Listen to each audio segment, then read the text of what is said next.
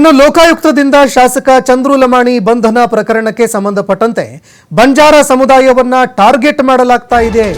ಕಾಂಗ್ರೆಸ್ ಸರ್ಕಾರ ಬಂದ ಮೇಲೆ ಈ ರೀತಿ ಟಾರ್ಗೆಟ್ ಮಾಡುವಂತದ್ದು ಹೆಚ್ಚಳವಾಗಿದೆ.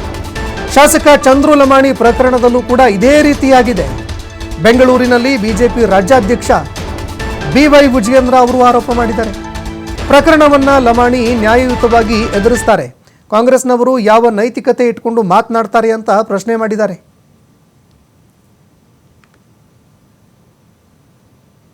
ಚಂದ್ರು ಲಮಾಣಿ ನಮ್ಮ ಶಾಸಕರ ವಿಚಾರದಲ್ಲಿ ಮಾತನಾಡೋ ಮುಂಚಿತವಾಗಿ ಕಾಂಗ್ರೆಸ್ ಸರ್ಕಾರ ಬಂದಾಗಿನಿಂದ ಬಣಜಾರ್ ಸಮಾಜವನ್ನ ಟಾರ್ಗೆಟ್ ಮಾಡ್ತಾ ಇರ್ತಕ್ಕಂಥದ್ದು ಜಗಜ್ಜಾಹೀರಾಗಿದೆ.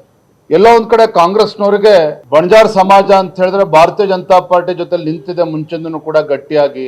ಕಳೆದ 30-40 ವರ್ಷಗಳಿಂದ ಈ ಸಮಾಜ ಭಾರತೀಯ ಜನತಾ ಪಾರ್ಟಿಯನ್ನ 100% ಬೆಂಬಲಿಸ್ಕೊಂಡು ಬರ್ತಾ ಇದೆ ರಾಜ್ಯದಲ್ಲಿ. ಇದರ ಪರಿಣಾಮವಾಗಿ ಸಿದ್ದರಾಮಯ್ಯನವರ ಸರ್ಕಾರ ಬಂದ ನಂತರದಲ್ಲಿ ಕಳೆದ 2.5 ವರ್ಷದಲ್ಲಿ ಈ ಸಮಾಜಕ್ಕೆ ಅನ್ಯಾಯ ಕೂಡ ಆಗ್ತಾ ಇದೆ, ಬಣಜಾರ್ ಸಮಾಜಕ್ಕೆ ಅನ್ಯಾಯ ಕೂಡ ಆಗ್ತಾ ಇದೆ, ಮತ್ತೊಂದು ಕಡೆ ಟಾರ್ಗೆಟ್ ಕೂಡ ಆಗ್ತಾ ಇದೆ.